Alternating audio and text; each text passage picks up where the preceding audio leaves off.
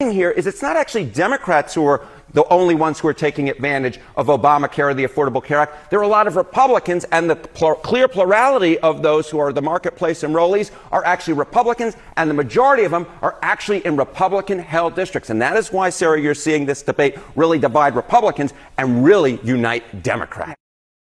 Since the ongoing government shutdown, if you look at the messaging on the Republican ether right now, you would find a mixture of outrage, denial, and straight-up gaslighting. The Republicans have successfully convinced their voters that the reason why the government is shut down is because Democrats are fighting to keep health care for illegal immigrants. I mean, how stupid can you be to believe that? By the way, it is illegal for an undocumented person to get health care through the Obamacare exchange. But yet, not only has this lie been successfully accepted by the MAGA ether, they are also spreading these lies all over social media.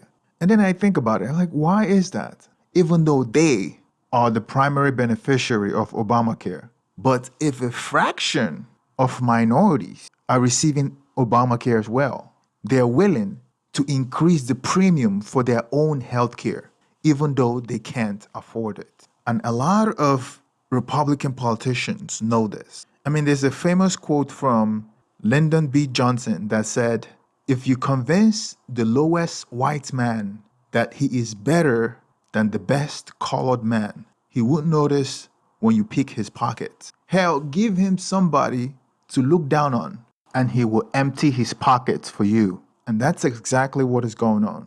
Strangely enough, the Democrats are fighting for the lowest white man, but the poor white is fighting against himself and his family and using illegal immigrants as an excuse when they know full well that illegal immigrants cannot enroll in the Obamacare exchange.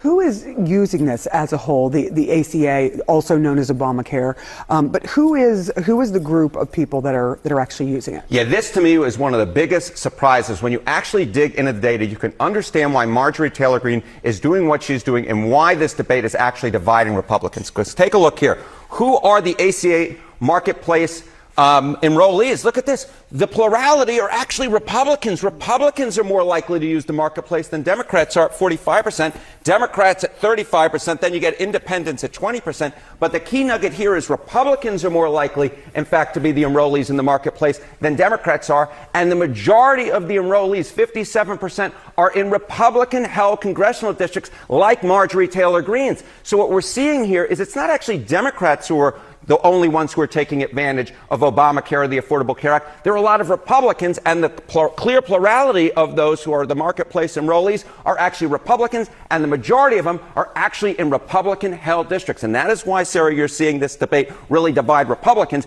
and really unite Democrats. I mean, these are insane numbers. States are now starting to release the actual numbers on what the Republicans' policy changes have done to health insurance costs with this legislation that they've passed this year. This is what the Democrats have been making a stink about. You've heard, like, Democrats are concerned in the shutdown fight about healthcare costs and health insurance, and you think, like, oh, Democrats are always concerned about health costs. That's nice. I care about health costs. I'm glad they're standing up for it. No, it's this specific thing.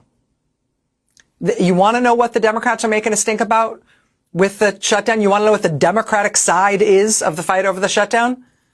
Look at these numbers from the New York Times tonight. Look at this.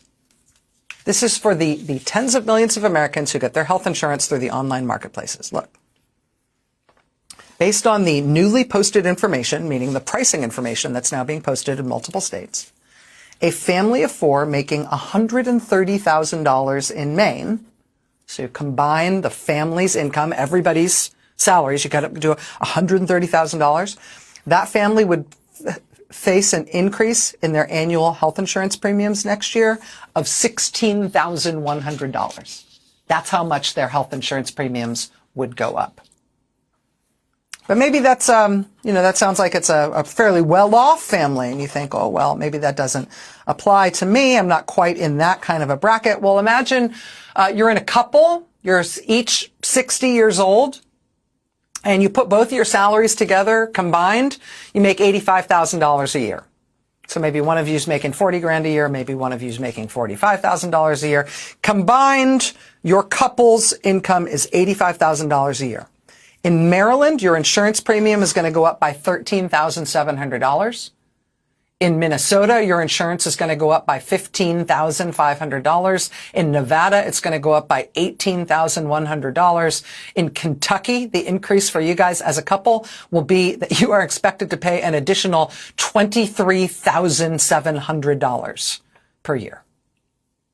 That is the amount of increase we are looking at in people's health insurance premiums. Can your family afford just randomly an additional charge of $24,000 for exactly what you're getting right now, for $24,000 less than that? I mean, these are insane numbers. But this is what Republicans, in their policy changes on healthcare, what they have done to health insurance costs. And this specifically is what Democrats have been screaming bloody murder about.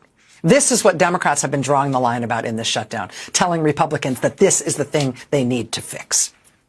Think they're going to fix it? Think they